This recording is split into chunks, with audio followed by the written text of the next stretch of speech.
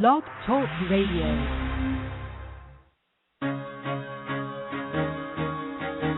Carol the Coach. Sex, love, and relationships. We talk about it here. Carol the Coach. Compassion with contemporary relevance. I am a psychotherapist. I can be your personal life coach, and I can help you with your issues. There are no problems too small or too big. You can talk about anything. Speaker, columnist, radio TV host, and commentator. Carol the Coach brings messages of wellness and empowerment within reach of everyday people every day. Almost 5 years ago, I lost my soulmate in an accident. He was killed in a plane crash. Life just, for me, has seemed to stop. There are groups all over the city. I teach one. It is a specific way to start thinking so that you shift how you see the world, which then shifts your energy, and then you feel better and you actually see things differently. Carol the Coach, always available too at carolthecoach.com.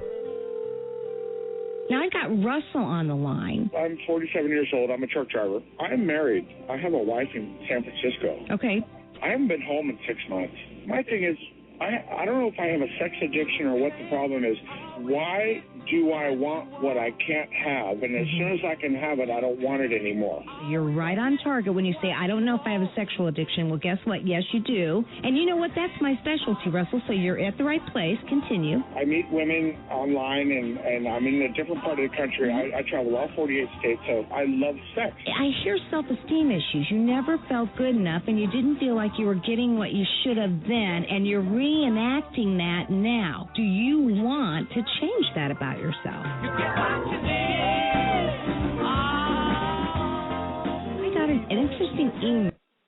And you know, I get interesting emails all the time, and that's what we're going to be talking about tonight. Hi there, this is Carol the Coach, and this is Strength, Hope, and Recovery, Sex Help with Carol the Coach. You know, this show is specifically designated for people with sexual addictions, and I've made it my mission to go out there and educate you about the resources available and to talk about what you need to do to get healthy, because I really do believe that this is an epidemic. And I interview some of the best. And next week I have Rob Weiss on, who is an amazing speaker, writer. He runs several different treatment centers all over the country, and we're going to be talking about what is sexual addiction from his perspective. I've actually attended workshops that Rob has given, and I'm working real hard to get him down here to Indianapolis, where we can educate people in the Midwest about what services are available, because I got to tell you that a lot of people truly don't know what to do with this, and when they go to a good therapist, someone who really has a lot of clinical skills, it can be very difficult for therapists to know what to do too.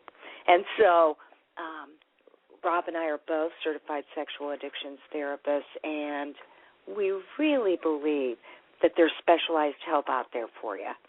So that is what we're going to be doing next Monday. But for now, let's talk about what is on your mind. You know, I received an email from somebody who has a pretty significant disability, and he said that he's been experiencing a lot of sexual fantasies, and he's curious as to why he has that experience. You know, he says, you know, I know that I have post-traumatic stress disorder, and I've got learning disabilities, and I've had poverty for most of my life, and I didn't have good family relationships with my mother or my father. And he said, you know, life has been very, very tough. And what makes it worse is when he was younger, he watched bestiality pornography, and he found himself intrigued with that. And, you know, he said, make no mistake, I have never done anything with an animal, but I am intrigued by these videos, and it is arousing, and I want to get healthy. I want to learn how to turn these fantasies off. Now, interestingly enough, when I talk to the general population about sexual addiction, I think they think 3 or 4 specific things. They think, oh, my goodness, Carol's working with pedophiles. She's working with child molesters. Or they think, oh, my gosh, Carol's working with people who have sex with dead people, people that have sex with animals, or people that have control-type sex, S&M. Well, I do get some of those cases, most definitely. But the majority of my cases are men and women who have obsessive-compulsive thoughts and fantasies about sex and then take greater and greater risks to act those out. They may watch hours and hours of pornography. They may actually use drugs or alcohol to numb themselves so that they can do this. They may get on chat rooms. They may contact people. They may do a variety of things that they are terribly, terribly ashamed of. Now, this man that had emailed me about his fantasies said that he had a lot of trauma as a kid. Because of some significant disabilities, he was bullied at school and in the workplace, and it lasted for years. He felt horrible about himself. He said, when he was caught at age 5 masturbating, his mother shamed and blamed him and hit him.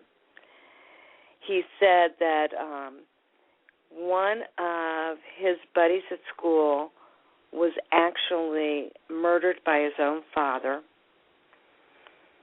And this was coupled with more trauma in that allegedly this man decapitated his son. And he can't get that out of his mind either. So you can see where this man that has written me is really under a lot of stress and pressure. He has obsessive thinking. He can't get some of these thoughts out of his head, and he wants help. Now, his problem is he doesn't have a lot of money. He's on disability, and so he brings in about $800 a month. If you're on disability, more than likely you qualify for mental health services for the indigent. You're actually a lot better off than somebody who brings home $2,000 a month but has no insurance, because he or she doesn't qualify for that specialized help. Now, he says, I want an expert. I've been to many clinicians who really just didn't understand me, thought I was perverted, and didn't know how to help me. And I understand that. And so, what he really needs to do is to reach out he needs to use the web to his advantage. He needs to go to sexhelp.com, and he needs to look for certified sexual addictions therapist and see if there's anybody who does pro bono work or does reduced rate work. He needs to start educating himself with bibliotherapy. You've heard me say it time and time again. I highly recommend Out of the Shadows, a beginning book for people with any kind of sexual deviance. And he needs to get himself the workbook, Facing the Shadows, so he can actually do the work. Now, this man has trouble with sight, and so he's going to have to be able to buy books that actually allow him to work within a Braille system. And I am sure he can get that done. There is no doubt in my mind that reading does not necessarily have to stop him. Now, the good news is this man, even though he has not acted out, he is significantly distressed and would benefit from either a group called Recovery Nation, which is an internet group that helps people get healthy, or he needs to go to 12-step meetings. SA or SAA would be two likely choices. I'm sure he probably has some internet capability since he sent me an email. His spelling was great, So, I mean, if you have internet capabilities, you need to find out what groups are available and get yourself to those groups. That will help you get some of the free assistance that will help to decrease the fantasies. Because here's the deal. You know, when somebody has obsessive-compulsive thoughts, they really need to calm themselves down. And that means they need to stay away from any kind of sexual stimulation. And that is so imperative to do. And so, you know, he cannot by himself stop these behaviors. He needs a whole group of people to help him. You've heard me reference it before. He needs a committee that's greater than the actual addiction itself. And, you know, if he thinks that he is stronger than his addiction, I have to say, no, he isn't. I hate to be a downer. I hate to dash hope. But what we know about addiction is that it requires a multitude of resources. Interestingly enough, I was talking to a man who is really having difficulty staying away from an extramarital affair. And he keeps going back to her. And he's going back over and over and over again. And I said to him, we'll call him Tim. I said, Tim, you know, you need extra support. I'd like for you to consider going to 90 meetings in 90 days. And he was right on the verge of losing his wife. So Tim said, I will do whatever it takes. In the meantime, he talked to a sponsor. And he went to one group that he really didn't like. You know, I have to tell you, we always say go to 6 groups before you make a decision. You know, more than likely groups are going to feel unfamiliar and uncomfortable. So I said go, you know, to 6 meetings at the same place before you decide that group is not for me. He talked to a sponsor, and a sponsor whom I know is not a real proponent of groups. Although I got to tell you, the sponsor, he got his sobriety hooking up with the right people in a group setting. So I'm confused as to why he is anti-groups, but he just told this man, Tim, to work on his first step. Now, I think that's excellent advice. Everybody should be working on their first step. If they're just new to the program, that's where you start. But I would encourage him to work on the first step as well as go to those meetings. It proves to his wife that he's really wanting to work on things. He's getting good information. He's making contacts. And I guarantee you he will either leave those groups going, wow, my problems are not nearly as bad as most of the people in that group, or he'll say, wow, my problems are worse than others, and it will be a reinforcement to stay in the group. Now, if you have an issue that you want to talk about tonight, feel free to give me a call at 646-595-3284. I only take serious callers. Last week we had a few callers that I believe were pranking me. And that's always disheartening to want to do a serious show and have some people, by virtue of the fact that we're talking about sex here, they take advantage of the situation and they don't really need the help. And if that's the case, you know, I just want you to know that, of course, I would hang up on those people immediately. But truly, there are plenty of people out there that do have questions. And that's why you can always call me at 646-595-3284. And you can email me at carolthecoach@AOL.com. And I will be more than happy to speak with you about what issues you're facing. You know, sexual addiction is such a serious problem, but at the same time, I have to tell you that life can be tough anyway. You know, whether you have a good, healthy family, whether you're in recovery and really working a program and things are solid, whether you have an addiction or not, life can get stressful. And so what do? What do you do to maintain good mental health and to stay positive and realistic? Now, I teach cognitive behavioral therapy, and that therapy is pretty interesting because what that therapy is based on is your thoughts create specific feelings that activate specific behaviors that then create more negative thoughts or positive, depending on what the thoughts are. And it just is what we call auto-exacerbating. It continues to keep the cycle going. And I can't emphasize enough that there are ways to train your brain to think differently. And so with cognitive behavioral therapy, what you do is you look at a situation and you analyze it. You say, what happened, who was there, when did it happen, and where was I?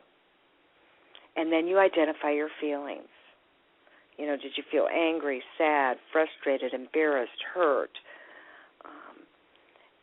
And you give them a rating. You give them a percentage. Gosh, I felt 100% angry, and I felt 100% hurt, and I felt 50% embarrassed.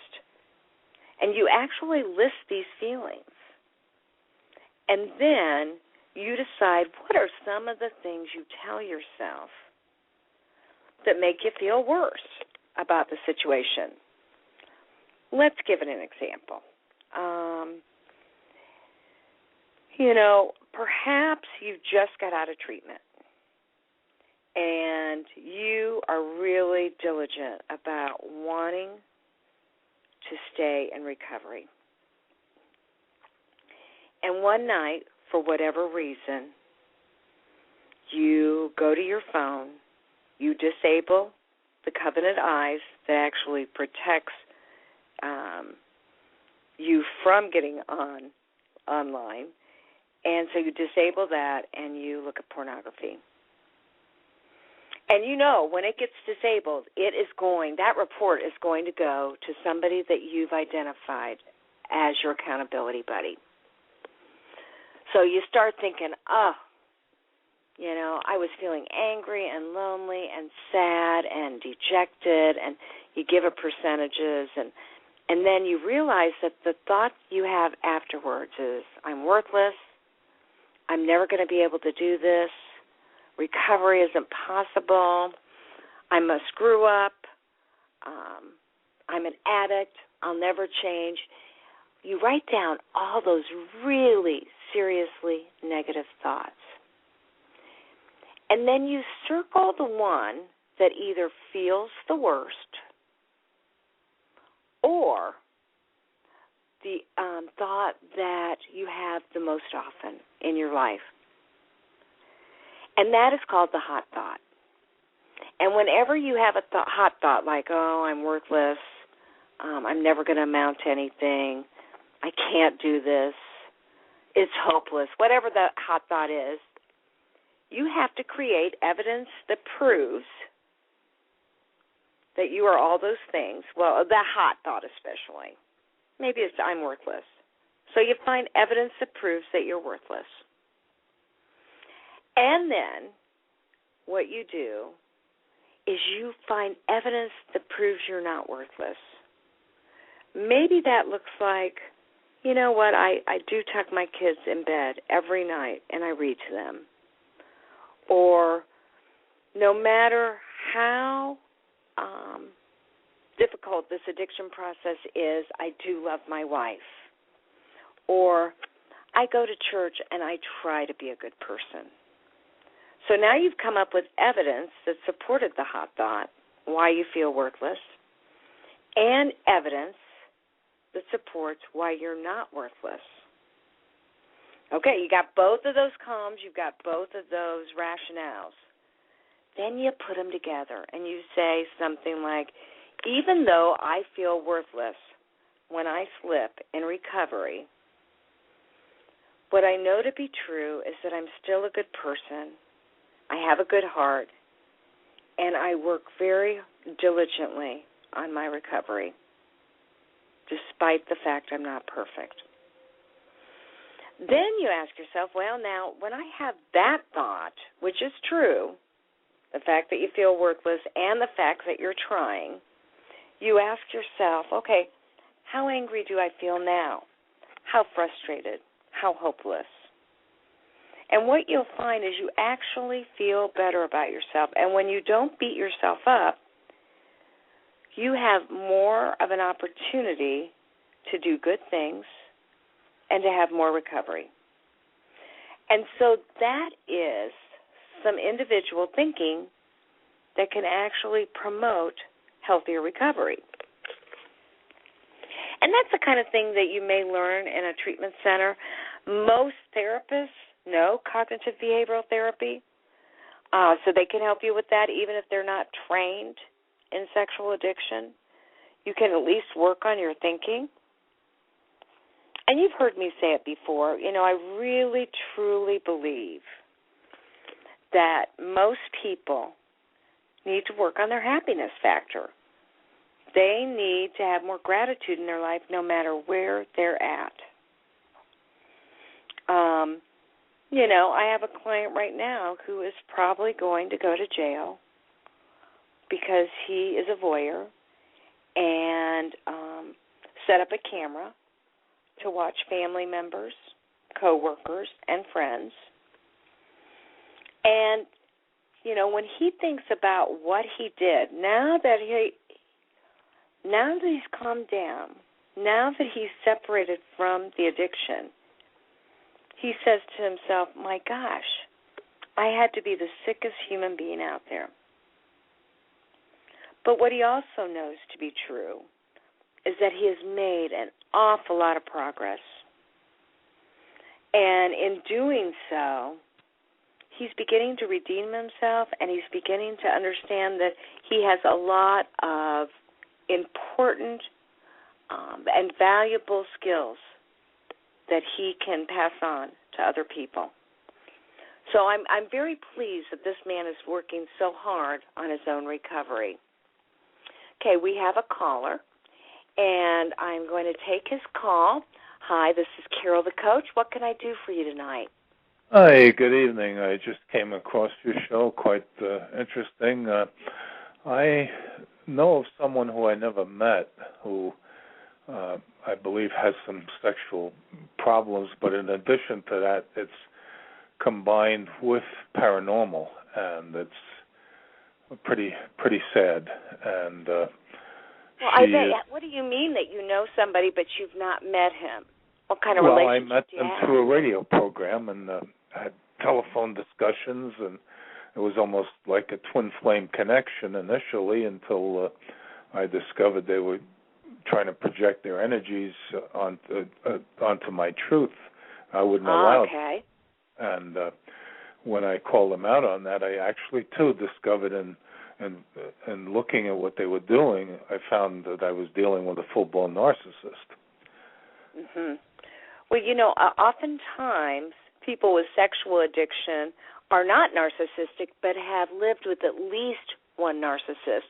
So what made you think that this man or woman had sexual addiction issues? Well, it was a woman because she told me in conversations that she had been sexually abused by an older brother in her youth. She had 3 marriages, a couple of Internet affairs, and as I'm coming into contact with her, she had a sexual affair that was ongoing with a student 20 years younger than herself. Mm-hmm. And was telling me I'm scoring points and stuff. Well, that's really interesting. And you actually host a show? No. She She had one. I called in like I'm calling into you. Okay. When I called her out, she was threatening to me in a paranormal way, and then I laughed at it because I said, let's go to court over this. That's what she was threatening with. And I said, that's your own words out of your own mouth on your own radio show. She shut down the show and pulled all the archive shows off that I was on, and is running from me now, and she cut all communication. So I am looking to find someone that will take an interest, because she needs help. I send her light and love, but I also don't want her to, I don't know if she was successful in the past, but if she's deceiving people and maybe even extorting money or doing things that are illegal, I don't want that to happen to people that will be possible victims in the future of her. Well, absolutely. And one of the things that I would recommend is whoever is hosting her show to go ahead and report that. You know, anytime there's somebody in power, they may very well take advantage of that. So, you know, I'm glad that you confronted her, and it's a shame that she shut everything down. But at the same time, I think that says to you that you hit the nail on the head, and this woman has a lot of difficulties. Well, that's the sad part about it, because she claimed that she was holding a place of unconditional love in her heart for mankind, but that resonated with me so deeply, because my wife of 35 and a half years blessed me with that lesson before she passed. I extended my love to her in support of that, and then when she started, initially I wasn't sure what she was doing, but when I caught on that she was looking to mind manipulate me and all kinds of stuff, and when I called her out on it, then you know, she knew that I was too much to handle, and but she's reinventing herself. That's the problem.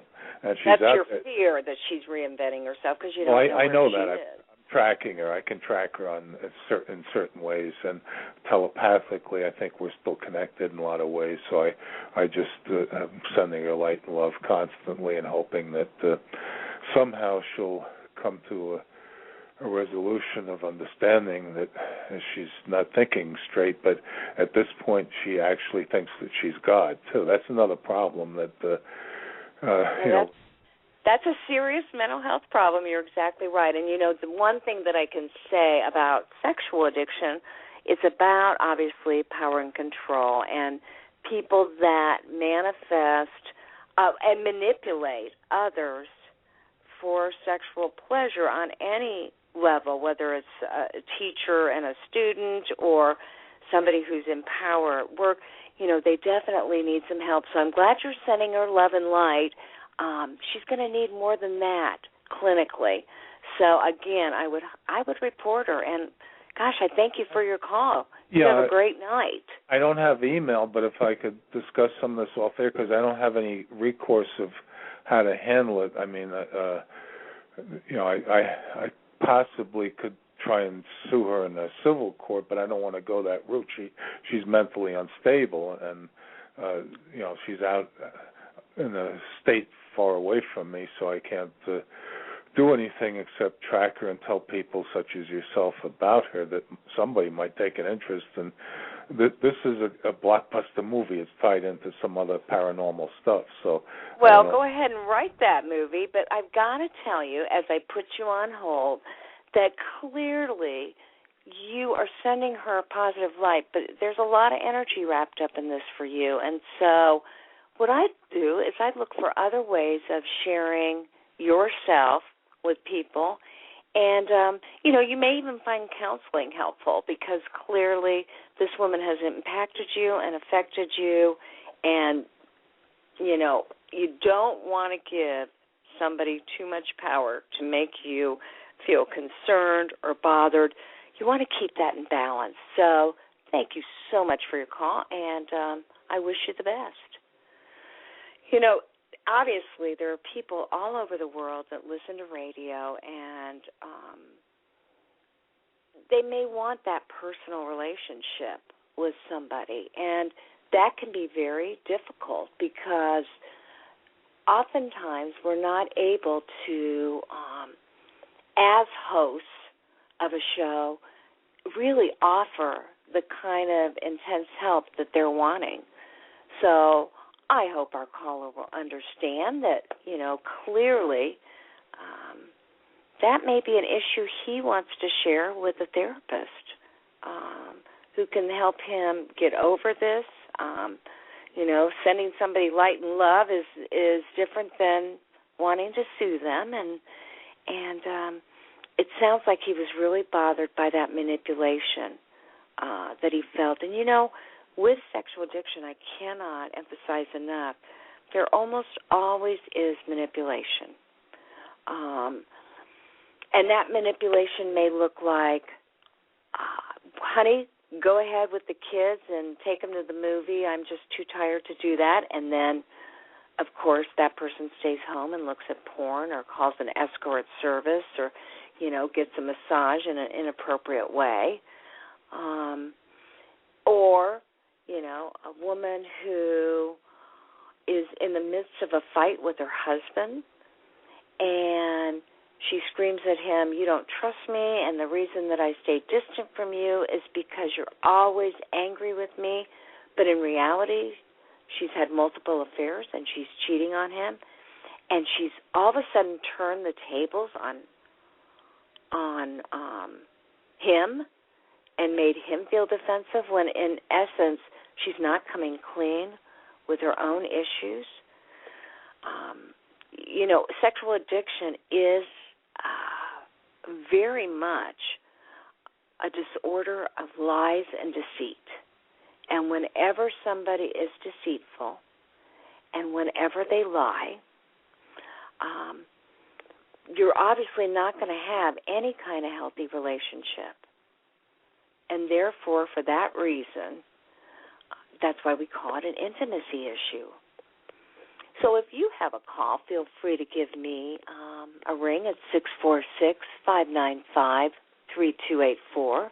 We'll see if we can help you. I know that it can be difficult to talk on the air. You're afraid that, someone may hear your voice and recognize you.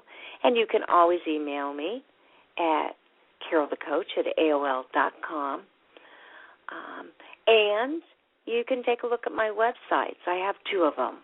One is Sex Help with Carol the Coach, and the other is just www.carolthecoach.com. On both sites, I have valuable information. Our number tonight is 646-595-3284. And feel free to call in at any point and ask any questions about sexual addiction that you would like. Now, I had said earlier that it is so important at any stage of recovery that you work on emotional balance. And to do that, there's lots of different set points. There's lots of different ways that you can find happiness. And I recommend that you do so by staying in the moment, having gratitude, and reframe your situation using something I call PMA, and that's positive mental energy or attitude. Now, you may have a goal that has to do with recovery, and what we know about sexual addiction is that typically there's more than one addiction. I was talking to a man tonight who said, hey, I am really abstaining from any unhealthy sexual behavior, but my eating feels really out of control. I'm an emotional and I'm a stress eater. And so for this gentleman, he substituted one addiction for another. Now, we always say, okay, if somebody's a workaholic and that's what they're going to substitute sexual addiction for, that is certainly an addiction that is much more conducive to society. However, it's still not healthy. So have you ever worked hard to lose weight? And you've achieved your goal, and then as you became lax, you were more likely to gain your weight back again. In other words, you gained that weight back in part because you did not maintain the behaviors that assisted you in being successful. Well, any habit disorder, any addiction requires that you always maintain the behaviors that helped you become successful. And so in weight control, you've certainly heard of the term set point. That refers to, that standard weight that if you weren't going to try to lose weight and you weren't overeating, you would stay at that approximate weight. Well, that same theory applies to your attitude. In other words, it may be that you say, okay, I'm going to practice gratitude, and I am going to be grateful every day. Before I get out of bed, I'm going to recite 1, 2, or 3 things that make me feel grateful. And before I eat, I'm going to say a little prayer of gratitude. And it may be that you actually end up feeling happier, you feel more satisfied with your life, and things don't affect you negatively. However, if you begin to get lax and you do not continue that behavior, more than likely you're going to default back to your gratitude set point or your attitude set point. And I'm here to tell you that when they did a study on people that acquired PMA, positive mental attitude, they found that the research showed that people said they either grew up in a family where a significant person in their life just seemed happy. They genetically bounced back. They were more resilient. And they promoted happiness. And then the research showed that other people who had positive mental attitude had to acquire it. They had to practice it, and they had to practice it with due diligence. Now, you've known some of those people, haven't you, that no matter what really happens to them, they make lemonade out of lemons. I mean, they really do. They promote positivity in their life. They're always able to identify things that are working as opposed to things that aren't working. And if you'd like more of that in your life, and yet you didn't come from a family that genetically could pass that down to you, then you really need to create an infrastructure whereby you'll remember to do it.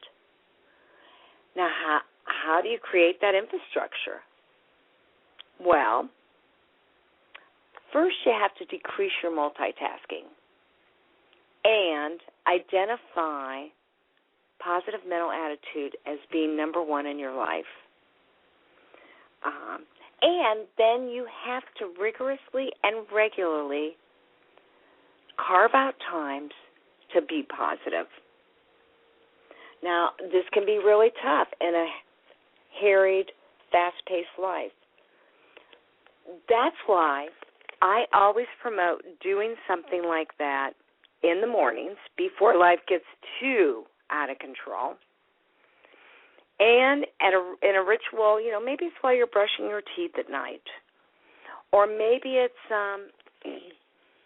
I always encourage people to kneel down by their bed, and if they're uncomfortable with prayer, they need to thank the universe for bringing them some good things in their life. Now, everybody has good things. I don't care how lonely you are.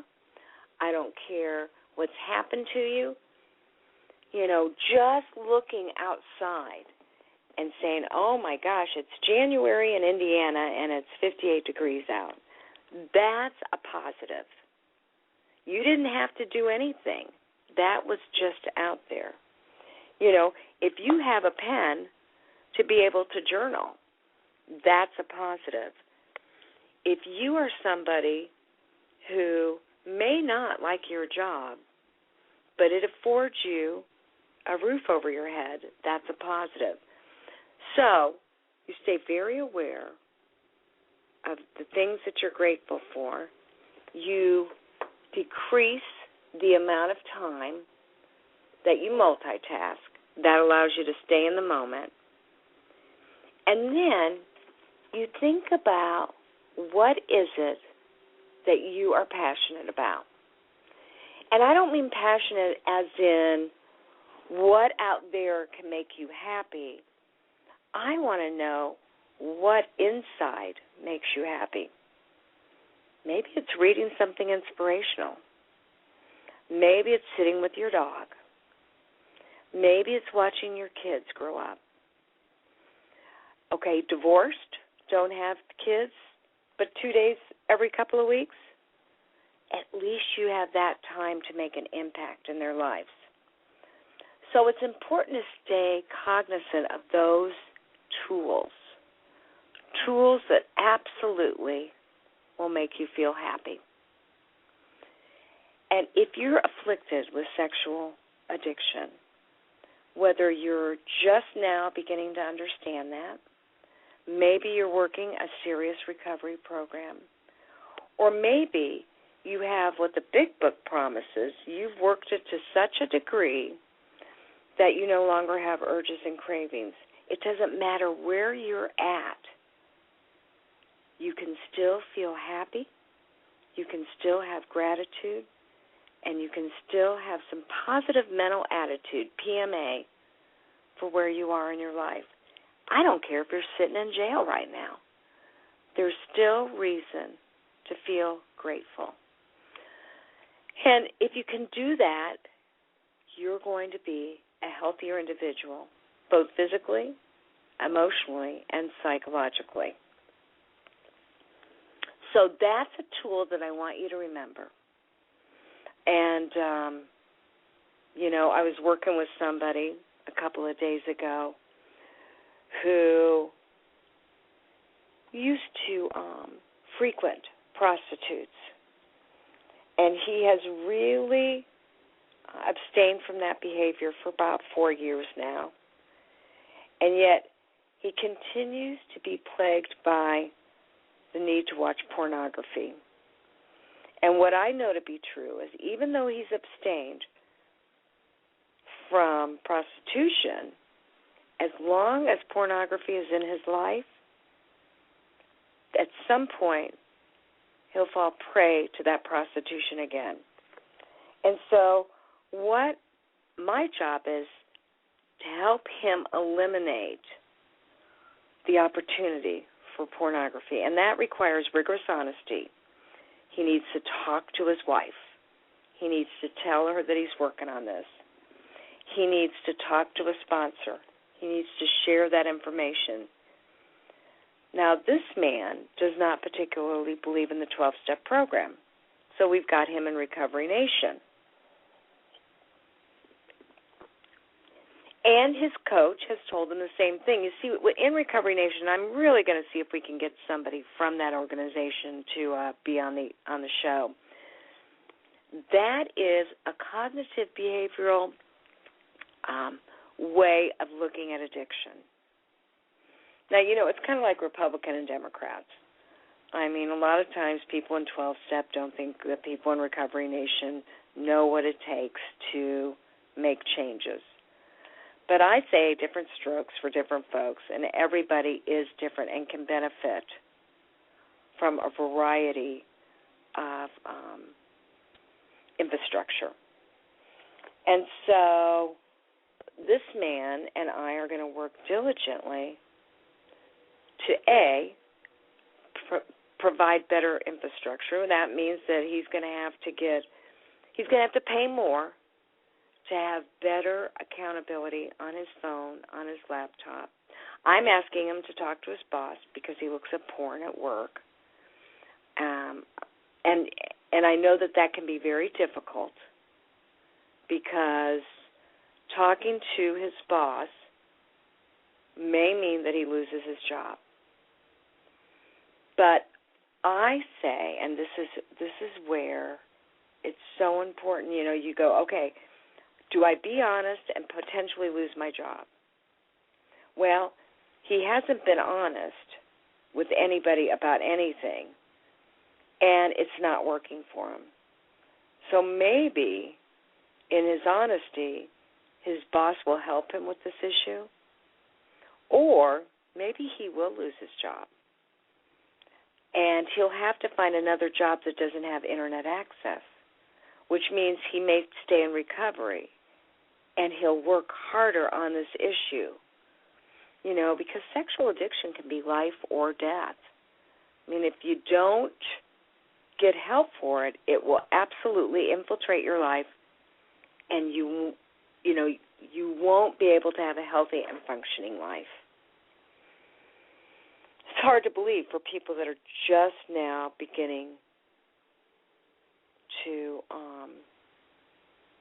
get involved with their sexual addiction and begin to understand that it's compulsive, and they can't imagine that it could absolutely take over their life and put them in jail or make them financially bankrupt or make them emotionally bankrupt. But it absolutely can. All right. I'm going to give you our number again. That's 646-595-3284. If you have a question about sexual addiction, just know that I am here to help in any way, shape, or form, because there aren't many people that you can talk to about this. That's where I say, hey, 12-step groups are great. This radio show is obviously a community service. You know, I actually pay to do this show so that you can get the answers that you need. I take it really seriously, and I sure hope that you will too. All right, it looks like we have another caller. Yes, caller, what can I do for you? Hello? Are you yes, this is Carol the coach. What can I do for you? Yes, hi. Well, I've only listened to your show once before. I'm 22 years old, and I think I may have a problem, but I'm not too sure. I don't know how to, what kind of questions do you ask? I mean, I'm not really sure how this works. Well, feel free to discuss what you think the problem is, and then I'll tell you what I think you need to do about it. Okay. Well, I'm in a steady relationship with a girl that I love. I mean, I'm 22, so I mean, you know, I doubt I'll be with her for the rest of my life. And our relationship in bed and outside of that is great. But I find myself in a problem where I crave more than what she can give, and have found myself on a lot of chat rooms online, stuff like that. Mm-hmm. You know, developing not even emotional relationships, but just purely sexual relationships with women online, and of all different, all the time. I mean, it's almost ceaseless. And I haven't told my girlfriend, but I mean, it's just, I don't know how to feel, is this horrible? I mean, I'm sure it is, but I mean, I don't really know. Well, how long have you been visiting chat rooms? Since I was probably 16. So, pretty much when I first got high-speed internet, that was the first thing I started doing because it was just fun and new, and it just kind of stuck with me. It's just, the people that, I see, I mean, that's not like I have any emotional interest in them. It's all just pure physical. And, it's weird because it's virtual. So it's not as real as, actually being with my girlfriend. But it still is almost like that high. I got to get it, I'll be in class and it's just got to get it. And there's nothing else on my mind. So who knows about this? Who knows that you have difficulty staying out of the chat rooms and that you've got this high that you're always looking for? No one. I mean, I'm ashamed of it. When my friends know that I've been there, but not how I actually do it. I mean, it's almost every night. There's girls that I talk to, and I know quite a bit about them, and they know quite a bit about me. But there's a couple of them that it's just on a regular basis we do it. Absolutely. And what you're saying is that you get on the chat rooms and you have dialogue. I meet them on the chat room, mm-hmm. and then I go on Skype, so it's video.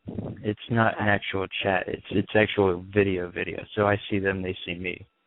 Now, give me a name so that I can call you by name, even if it's not your real name. What's a good alias?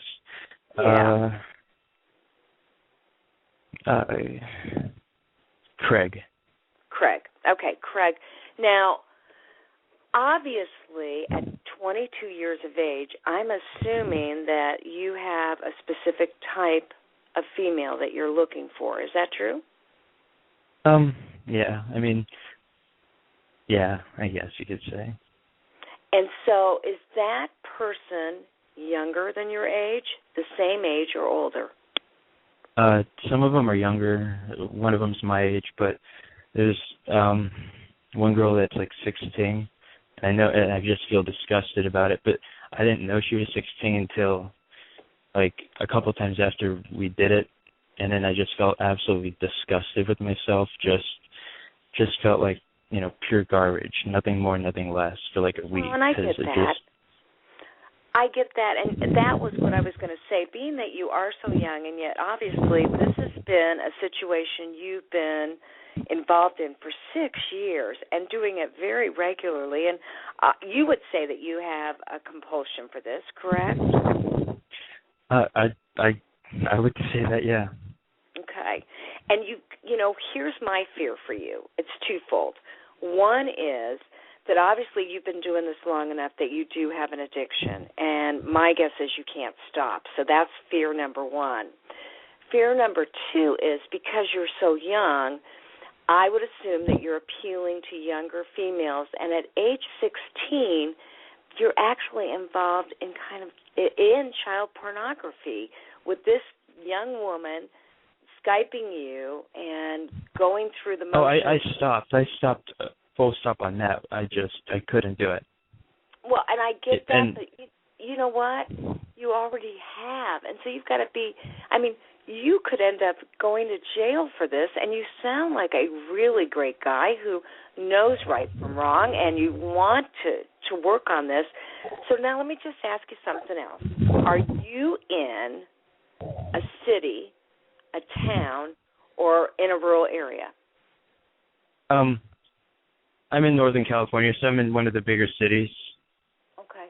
I want you to go to a website called www.sexhelp.com, and I want you to look up a therapist who's actually certified and trained to help you with this, because you're young enough. The good news is that with some real specialized help, you can learn how to get out of this situation and quit putting yourself in this situation, because clearly this is going to escalate. It'll get worse and worse, and you're going to have...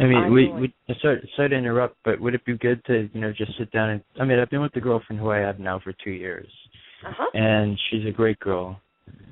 And, do you think it'd be best if I just came out full clean with her and just told her everything and kind of have her give me that pep in my step, I guess, to just help me out? I wish it were that easy, that telling her would give you the pep in your step to do things differently. I think that's a great start, but I also think I would not tell you to start there. I would ask you to go to some 12-step groups. Now, I'm sure my university might have something too, or would you recommend going to the city? Well, I think therapist? You can start with your university, absolutely.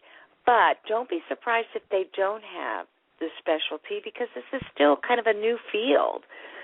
So I would highly recommend, again, that website. Go ahead and repeat it back so I know you know it. www.sexhelp.com or org. Yes, it is sexhelp.com, and then look up your zip code, your state, and find a certified sexual addictions therapist. Now, I don't know if you've got insurance or not. Yes, I do.